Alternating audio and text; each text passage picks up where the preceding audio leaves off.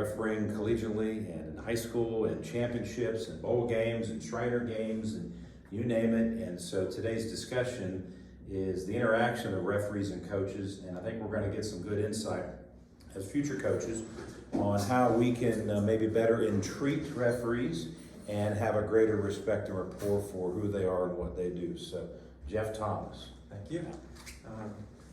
Also, some of the things that, definitely some of these things that I go over with will help you be successful if you become a coach. And just some of the things I've picked up over the years. Like I said, my name is Jeff Thomas. My professional career was, after graduating Ohio State, was coaching, teaching, and playing tennis. Okay, so I did that for quite a few years. I got into officiating rather late, but I've been 22 years, as Dr. Briggs said, high school and college. But I would like, it is probably your last class today on Friday, so I don't want to keep you too long. But I would like to start with my favorite coach story. It was my high school graduate, or college graduate from Ohio State. As I was sitting there listening to what was going on, I wasn't really paying attention to all the announcements and the awards and the student speech and everything like that, because I was wondering, had I made the right decision to go to college, or had I just wasted the last 4.5 years of my life? And the speaker that day was Woody Hayes. And he was very old, very frail at the time, in a wheelchair. But he got up and spoke for about 45 minutes, and he talked about democracy, how fortunate we were to live in a society, a free society. And then he talked about college, getting a college education, how important it was and what an accomplishment it was to get your diploma. And so after he was done, he sat down in his wheelchair, and we got our diploma, and we walked across the stage, and he shook hands with each of us and smiled and said how proud he was of us. So I knew right then that I'd made the right decision to get my diploma. So if you go out and you're a high school coach, maybe you're an 8th grade coach and you have 25 players, or the head coach of the Buffalo Bills, you never know what you say or do will influence some student or player. All right, coaching and officiating is not just X's and O's and throwing flags, it's a people business. Okay, so I'd like to get you a little about who the officials are and what we do. We cover all the spectrum of professions: pastors, medical professionals, first responders, all the way to politicians and everything in between. That is the biggest problem we face, okay? And the reason is officiating for us is a hobby. The NFL is the only sport of the 4 major sports where officiating is part-time, okay? That trickles down into the NCAA and high school. More so the NFL and the NCAA because of gambling purposes, okay? But in high school, coaches, players, and especially fans get mad at us because you're not full-time, so you're not giving us the best service and the best product that's available. I would say that's kind of true to an extent, okay? But you'd be surprised at how much time the good officials put in year-round. Okay, my son Josh can tell you that year-round, I'm talking daily with other officials on how to improve. Okay. Just like every profession, there's good coaches, there's bad coaches, there's good officials, there's bad officials. Since it is a hobby, I compare officiating to the hobby of golf. Okay. You've got some officials who are like your weekend hackers. They go out and play every once in a while, just hack the ball around, never going to break 100. Then you've got the guys who are going to practice on a regular basis, but they like to play, so they practice, they get better. They're your bogey golfers. Every once in a while they break 90, it keeps them coming out. Then you've got the guys who are going to spend hours on the practice range, hitting drives, hitting long irons. Then they go out and they practice chipping and putting for a few hours. Those are your scratch golfers. Those are the kind of guys that become your elite and better officials. Okay. More about the officials and who we are. Contrary to what everybody believes, especially fans and coaches and players of the team that lost, we don't care who wins. Okay. Even if we have a coach that we know is going to cause problems, angry all the time, the thought that we hope that he loses never enters our mind. Okay. Now I will say about winning, there was a team up in Ohio when I officiated up in Ohio, a small community outside my hometown, just small farming communities, and they had lost 80-some consecutive regular season games. And all the games were over by the first quarter, the games were never close. But on this night, it was getting kind of close. There were no fans there ever, but since they kept it close, as word got out in the community that they were competitive this game, people started trickling in and got a little bigger crowd. And probably late in the fourth quarter, they have a 4-point lead. The other team has the ball, starts at the 20-yard line. About the third or fourth play, wide receiver catches the ball, gets tackled, his knee is down, the ball comes out. Middle linebacker recovers, they're all celebrating, the crowd's going crazy. Me and another official came in and said his knee was down. And the middle linebacker handed the ball to me very politely and said, I just wanted to win one game.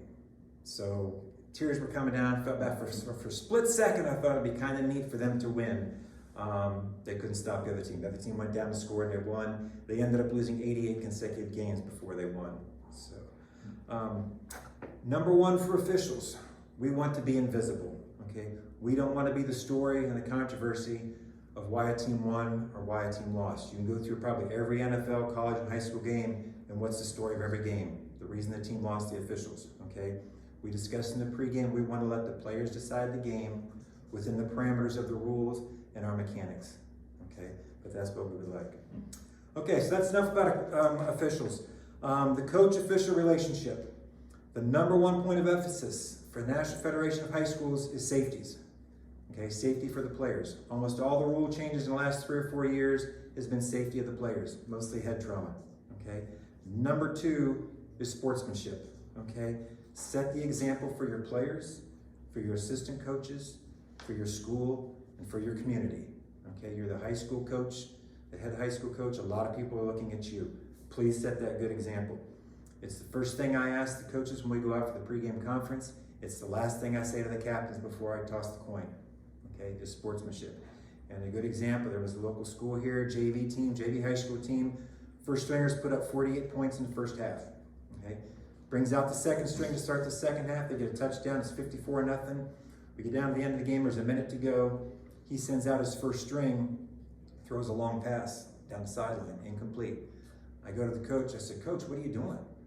And he said, we want to score 60 points. I said, Coach, the last thing I talked to you about before we went out there was sportsmanship. I said, that's not showing any sportsmanship. He didn't do anything, he left his first string out there. So I got my officials together and I said, if they try and score, I want everybody to throw a flag. Threw a long pass down the field, it's complete, we've got 4 flags on the field. Okay, so I called holding, brought it back. He again, threw a long pass, we have 4 flags on the field. I called holding, we brought it back, he finally put his hands up and knelt on the ball. I could have flagged him for every one of those plays for unsportsmanlike, because there is a rule that the referee has the authority to do really whatever he wants, but he would have been ejected for that, so we didn't want to eject him. But I wanted to get the point across that that was not good sportsmanship. Okay, and there were a lot of people seeing that. So this is very important if you become a head coach. The assistant coaches and players take on the personality of the head coach, and it only takes a couple practices. Okay, and it's a noticeable difference. All right, and that goes good and bad. Okay, if you're loud and profane toward the players, toward the coaches and the officials, okay, if you're encouraging dirty play, if you're constantly making excuses, the players and the coaches will take on that same persona. Okay, those teams are usually not very successful. They're covering up something. Okay, lack of preparation. If you're respectful of your opponent, the game and the officials, your coaches and players will be as well. Okay, I was officiating a college game, and the week before leading up to that, I had watched the coach's show, and he had talked about his family and his wife and his daughters and how important it was their Sunday dinner after church service. So we go to the game on Saturday, and midway through the first quarter, there's a holding call against his team. He went on this rant, this profane rant. I mean, some of the worst words you can possibly imagine, and just yelling and screaming constantly after play about that one holding call. It went on for a couple of series. Then early in the second quarter, I heard there was 11, 12-year-old boys that were helping the ball boys get the ball onto the field. And I heard them dropping F-bombs toward the officials at 12 years old, okay? So know that everything you say and everything you do is gonna be heard by everybody, okay? You're gonna be on camera and they will hear everything, all right? We know the reputations and the tendencies of the coaches leading up to our game as we prepare for that. We watch videos, we get paid feedback from other officials the week leading up to our game so we can prepare for that. If a coach has a reputation of being loud and profane, complaining every play, berating officials, we discuss in the pregame how far are we going to let that go before we flag that for unsportsmanlike. Okay, 2 unsportsmanlike fouls, you're ejected for that game, you're out the next game, and you're fined, even at the high school level. Okay, we do not want to eject anybody. Okay, so We try and find out what they're like and try and nip it at maybe one unsportsmanlike so we get that under control. Okay, we do know who does what. Okay, if a team has a reputation of playing dirty, we discussed that in the pregame. Is it the lineman? Is it late hits? Okay, dead ball, personal fouls. We discussed that. What's going to be our area of focus, and how are we going to discuss that? A lot of teams very undisciplined in getting their plays in on time. Okay, getting lined up properly. We discussed we don't want to throw a flag for illegal formation or offside on every play, so we discussed how much are we going to help that team, okay, without giving them a big advantage, but still trying to keep the game moving smoothly so it doesn't get bogged down. Okay, one of the most important things I can't stress enough, okay, how important it is to learn the rule book. Okay, for one, I would say if a coach comes and argues with me, if he doesn't know the rules, how are you going to go and argue with an official if you don't know the rules? Okay, this is the high school rule book. This is how thick it is. This is the NCAA, about the thickness of the NCAA rule book. Okay, that's the thickness of the differences between the rules between NCAA and high school. Okay, if you understand the rules and the terms that we use, okay, it's much easier, and you will accept our explanations and our interpretations much easier. Okay, and the rules can be as simple as definition of a dead ball. Dead ball is a ball not in play. The ball is dead in the interval between downs. Okay, it can be as complicated as Rule 10.2.3. Okay, and this is actually from the rule book. If each team fouls during a down in which there is a change of possession, and all R fouls are post-scrimmage kick fouls, then R may retain the ball provided R declines the penalty for K's fouls other than a non-player or unsportsmanlike foul. In this case, the team that was not last in possession has no penalty options until the team last in possession has made its penalty decision. After that decision by the team last in possession, the team not last in possession may decline or accept the penalty by the team last in possession, or choose which foul to have enforced in case that the team last in possession committed more than one foul following the change. Okay, that's how complicated the rule book is and how tough it is. All that really means is if your team's on defense and you get an interception or a fumble, the offense had a holding foul, you get a turnover, you're going to get to keep the ball as long as you decline their foul, and then they will accept your foul. Okay, or the rule changes like on punts. Okay, once they punt, you're going to get the ball. You have to decline their foul, and then they enforce the foul for you on the kick. And then you add in, none of that means anything if you have a non-player unsportsmanlike, which is enforced at the end of the play. That's how complicated it can get. And imagine trying to explain that to a coach, and it's taking this much time, and the crowd's getting antsy. Okay, so that's how complicated it is. If you learn it and understand it, it goes a lot smoother and a lot easier. Okay, best example for that is the Sunday night game between the Detroit Lions and Seattle Seahawks. Calvin Johnson catches a pass at the 1 yard line. He's hit, he fumbles, the ball goes into the end zone. Seattle defender bounced the ball out of the end zone. I turned to my son, I said immediately, that's illegal batting, that's a foul. Okay, officials got together and forced the foul, went back to where the spot of the fumble was, half the distance to the half-yard line, and the Detroit Lions scored on the next play. If you had Matthew Stafford in your fantasy team, you got a free 6 points.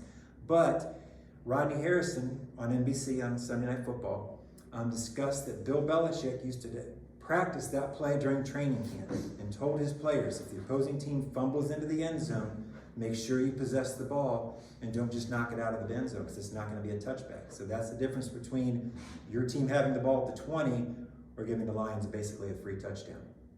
Okay. I teach all our new officials each year to be a good listener, to listen to the head coach. Good officials, we're not ignoring you. Okay, we hear everything you say. Okay, but we can't comment on every question and comment you have because we have to officiate the next play. Okay, I tell my officials, if you promise the coach that you're going to get an explanation, you're going to get a number, okay, on who committed that foul, follow through with that. Okay, but I also tell them if you have a team that the head coach and assistant coaches are spending every play yelling and screaming, asking questions, wanting comments, okay, I tell them to ignore those. They're covering up something. They're not prepared to play. They're trying to distract you. Okay, so just ignore those. We're not ignoring the head coach, but that's what we're doing. Okay, when you become a head coach, the official on your sideline is not on your sideline to help you win. A lot of coaches think we are. Okay, just like the official on the other sideline is not on their sideline to help them win. Okay, Don't ask, and I've had coaches ask me, don't ask for special treatment. Okay, you're not going to get it. Okay, don't ask me to overrule another official because that foul was on you. Okay, he's there to officiate his position and to communicate all the information that you need. Okay, remember this: if you are the head coach, you are responsible for your assistant coaches and everything they say and do. We train our officials to listen to the head coach and communicate with the head coach only. Okay, now if there's a break, we have an injury, a TV timeout, an assistant coach respectfully comes up and asks me a question. If I have time, I'll answer it. Okay, but know this: if we're standing there watching the game and we hear the profane language, okay, and they've crossed the line, and everyone knows what that line is, but we can't look back and see who it was, guess who's getting the unsportsmanlike conduct foul? The head coach. 2 of those, and he's going to be disqualified. Okay. Who remembers from the 1980s, if you've watched it recently, the movie Roadhouse? Anybody ever seen Roadhouse? He's seen Roadhouse. Okay. Patrick Swayze was a bouncer at a bar. Okay, and he's teaching his bouncers this new bar what we're going to do. He said there's 3 things to avoid trouble. Okay, expect the unexpected from the guys that are causing trouble. Number 2, take it outside so you don't tear up the bar. Number 3, he said, be nice. Imagine if a couple of drunk guys in a bar and they want you to be nice as they're escorting you out. I tell my officials, be nice to the coach. Okay, we talk to the coaches, be nice to the officials. Okay, you can never be too nice. Okay, and like I said, that goes both ways. You'll probably start your coaching career at the sub-varsity level, middle school, maybe JV at the high school. Okay, we do that as well for our new officials. Okay, that's how we train them to get prepared for the varsity level. Okay, please be patient. You're also training to get to the varsity level, college level, pro level. Okay, we're going to be patient with you. We're going to help you out as much as possible. Okay, we're not there just to throw flags. We're out there for everybody to get better. Same thing. You move up. You've had a couple nice years as a JV head coach. You move up to the varsity level. Okay, same thing. If you're at a small school, your goal is to become head coach at a larger school, right? Okay, be patient. Our officials are the same thing. They move from JV. They get their first few varsity games. They're going to start at the smaller schools, work their way up to the higher profile games and programs. Be patient with them as we're patient with you, and we can all get better. Okay. As I said before, there's good and bad officials, good and bad coaches. We try and weed out the weakest coaches, or weakest officials, I'm sorry. We try and weed out the ones that are causing problems, the ones that aren't committed and dedicated to getting better. Okay, now there's a shortage, so we can't just tell them to quit, but we try and weed them out. Okay, as you become a coach, be careful of game planning by what some official told you the week before. Okay, I can't tell you how many times an official has come to me and said, well, the officials last week let us do that. Okay, all I can say is, Coach, they were wrong. I'm right. Okay, I get calls all throughout the year. Josh has heard how many calls I get throughout the year, January, February. The coach that said, you know, I need an interpretation on this, or we're going to run this formation this year. Okay, and I love answering their questions and talking to them. Okay, if you become a coach, contact an official, a local official.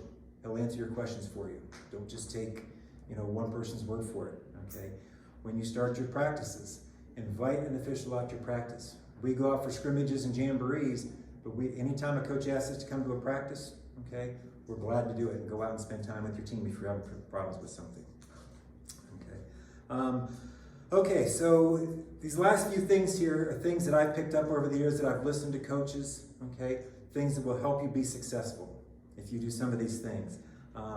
They have won multiple state championships at multiple schools, okay? They're fascinating to listen to. Number 1, details and preparation, okay? If I have 2 teams that are equal on talent, the team that is detail-oriented and the team that is more prepared is obviously going to win. And we can tell by warming up, watching them warm up, which team's more prepared. That's how isolated it becomes, okay? Don't sell yourself short. Put in the time for the details and the preparation, okay? We've all seen coaches that come to a school and a team that was 2-8 the year before, and the very next year with the same players, they're 8-2, okay? The talent wasn't different, okay? It was the preparation and the details and how much effort he gave those kids.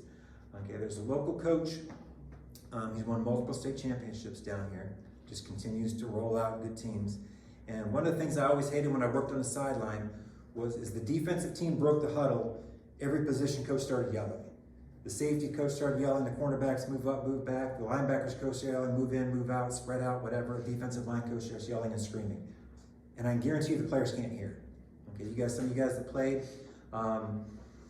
you couldn't hear the assistant coach yelling at you, okay? So I noticed as during some of his games, it was dead silence when their defensive huddle broke, okay? So finally after a couple games, I said, Coach, I said, why is it your defensive coaches don't say anything? He said they had all off season and they had all week to prepare that team. 2 seconds before the snap is not the right time to prepare your defensive players, okay? So it's details and preparation, okay?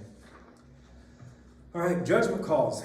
Okay, as the referee, my job is to keep my eyes on the quarterback and what happens. So if he throws a long pass and I have no idea what's going down there, I listen for 3 things. I listen for the roar of the crowd, okay?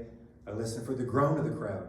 And the third thing is if I hear the boos, my first thought is, uh-oh, we've got pass interference and something's gonna happen here, okay? There aren't many fouls that are judgment fouls, but in the judgment fouls, they are just that, they're judgment calls. Everybody sees things different. When I was teaching tennis, if I had a beginner class and I had 20 people, I'd stand up here and I'd say, this is how you hit a forehand. They all heard the same thing. I saw 20 different ways to do that because everybody's different. Everybody interprets things differently. So you can certainly ask the coach, okay, what he saw and why he called pass interference or on that judgment call. But judgment calls are not black and white in the rule book. They're in that gray area, okay? There's a reason why judgment calls are not reviewable in the NFL because they're just that. So, best example of that is another coach that has a great chance of winning a state championship this year. And I noticed I was watching his teams over the years, if ever there was a major foul against him, he would ask for the explanation, he would say thank you, and he'd turn and walk away. And that was it. Never said anything else. So a few times I asked him, I said, Coach, I said, everyone else rants and raves and screams and yells. And he says, are you guys gonna change your call? And I said, no. And he said, well, what good does it do to rant and rave? And he said, it takes my focus off the next play, for the next 3 or 4 plays. So we've got one bad call, maybe mess up our whole series, maybe mess up the next series. So we just forget it and move on, okay? And that's a great attitude to have. In the pregame coaches conference, okay, we talk to each coach for about 5 minutes, and we go out there at 7 o'clock, kickoff's at 7:30, and we ask the coach about who their captains are, if they have any special plays or anything like that, so we know if they're gonna do it right, okay? If a coach is making excuses in that, or he goes to us and says, look, we've seen that they do this, and they do this wrong, they do this wrong, immediately a red flag goes up, and I turn to my crew and say, they're not prepared. We're gonna have issues, okay? You worry about your team, okay? Let us worry about what goes on between the 2 teams. You worry about your team. Each of you will have your own styles of dealing with players and coaches, okay? This one stood out to me. This coach had sent out a freshman to return kicks, okay? First game of the year. He muffs the first kickoff, goes right through his arms, the other team recovers at the 20-yard line. Kid comes to the sideline. I've seen coaches run out on the field and cuss and scream at players. He took him, held him by shoulder pad and says, now this is what I want you to do. We're gonna count on you later on, okay? Team scored a touchdown. They go out, catch the punt, goes 5 yards, hits, and fumbles. Again, he walks the sideline, the coach says, this is what I want you to do this and this and this and that. And that always stood out. He could have yelled and screamed at him. Didn't return the next one for a touchdown, but it went about 60, 70 yards downfield. So they ended up winning the game. But that always stood out on how to deal with players. Okay. One last thing. The first thing I tell our officials each year, if any official at any level makes a mistake, anywhere in the country, every one of us has made that mistake. Okay? Social media makes sure of that. Okay?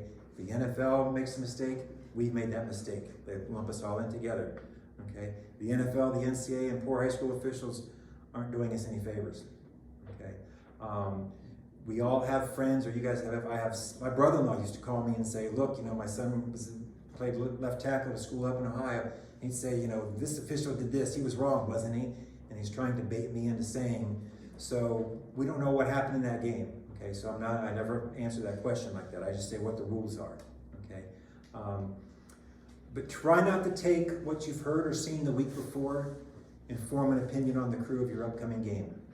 Okay, again, that's kind of a lack of preparation and you're already looking to make excuses. Okay, I'll finish up here with 3 quick stories. This is a true story. I was working with a crew one time, and their umpire had played middle linebacker in high school and college. Everyone knows the middle linebacker, most intense guy on the team. So he gets his first varsity game, and he was bouncing off the balls in the pregame. They could not get him settled down. They go out, have the pregame conference, have the kickoff, line up for the first play, running back up the middle big hole. He lowers his shoulder, wraps his arms around him, and planted the linebacker on his back. That was the umpire that did that. So that's one of the funniest officiating stories. Best quote from a coach, and if you're going to be coached, you're going to be interviewed, use some humor. Okay, who remembers John Kay of the Tampa Bay Buccaneers? Started them back in 1976. Okay, they lost their first 26 games. He was in a press conference and he said this so quick. They said, "Coach, what do you think of your offense's execution?" He says, "I'm in favor of it." So, have a good quote ready for it. And then the last story I'll leave you with, my brother-in-law's brother played quarterback for Penn back in the mid-70s. Okay, Ivy League school. Offensive line was 6'2", about 220. That's Derrick Henry. That's Derrick Henry right now. That was their offensive line. So they're playing Villanova and Howie Long. You guys know Howie Long, okay? Hall of Fame defensive lineman. They run a couple plays. He goes back, pass on third down. He looks up, and Howie Long has one player in each hand and just tossing him to the side. So he's just getting his brains beat out the whole game. And he has this one run to the sideline. He gets hit. He has the wind knocked out of him. He's spitting up blood, and he rolls over on his hands and knees. And the coach lays on the ground and slides underneath him, looks up into his face mask and says, "You have to go back into the game. No one else wants to play." So, great quotes from some of those coaches. So, if you have any questions, So you mentioned several things. Is the rule book vastly different from state to state? No. Federation rulebook mechanics are vastly different. Okay. What differences might you have seen in years past? In mechanics? Yeah. I know that when I was in Ohio, we lined up for a free kick, and this is the actual federation. There's a federation mechanic, and some states change how they do things.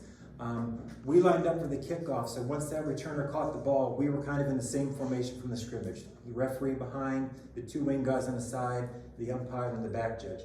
Down here in South Carolina, we have 2 on the referee and the back judge. We're on the goal line, 2 wing guys, and we box it in that way. There's pros and cons to both. You have a preference? I do like the fact, since, my guess on percentage of officials is 75% are not going to put in the time. So it would be easier for them to use the federation formation because they are in a scrimmage formation, so they don't have to worry about changing their thought process as that returner is going down the field. I got several things. You mentioned shortages. Just mention that here if anybody's interested. Yes, we are well short. We used to have over 700 officials. We need 550 on every Friday night, and we need 600 on every Friday night. We're down to under 550. Okay, I do not buy into the fact that officials are leaving because the fans are yelling and screaming, the coaches are yelling and screaming. To me, that's part of the game. Okay, they know what the line is. They can go up to the line, and that's fine. I have no problem with that once they cross the line. But that's the excuse that a lot of coaches or a lot of officials are using. I think it's more they don't want to put in the time and the effort that it takes. Okay, but if any of you do want to officiate, he said, I know a lot of football players, they play their last senior game, and that's it for football. Okay, they're 22 years old. Coaching takes a lot more time than officiating, a lot more. That's why a lot of us get into officiating, because we didn't have the time to coach. Okay, there are huge opportunities. You guys have seen the NFL. The officials used to be 70 years old, didn't move real well. The NFL finally heard enough and said, okay, we're going to start graduating. They couldn't get enough college guys to come up. They're struggling to do that because the colleges don't have enough officials because they don't have enough good ones coming up from high school. Okay, if you're in it, there's a tremendous opportunity. And I've had 3 young officials who are still in their early 20s, just started out this year. I've already put them in contact with some of the college officials, and they do their work. The college officials will come down and watch these guys do their high school games and recruit them. I started out, I was 37 when I started. Within 3 years, I was already doing college football. And I remember my very first sub-varsity college game, which is the JV game, and they said there'll be some college coaches or college officials there to evaluate you. There was 2 Big Ten guys, 2 Mid-American Conference guys, and then 3 Division III guys there. And they each had 2 or 3 sheets, and I thought I'd done a good job. They each had 2 or 3 sheets of things that I had to improve on. But they recruit and they just don't have enough good officials. Okay, so if you are interested, you want to stay in the game, officiating is a great way to stay in the game. So you mentioned maybe inviting officials to practices. I was kind of interpreting that as, is it a good idea to make friends, to be friends, to have a friendship with officials? Absolutely. So that you can call them, Absolutely. keep their number on speed dial. Yep. When they're at the jamborees, you can connect with them. So Yep. I guess that's what I'm here. Kind of explain that a little bit. I was at the gym. I go to the gym, and one of the coaches was there, and he came up to me and he said, we got called for. He said we had so many. He said I charted our fouls for the last couple of years, and we had so many more. And so he said, what am I supposed to do? I said, Coach, just send me some film. And so he immediately put me on their team's huddle account, and I went through and watched all their games. Okay, and watched every play because they had uploaded every play.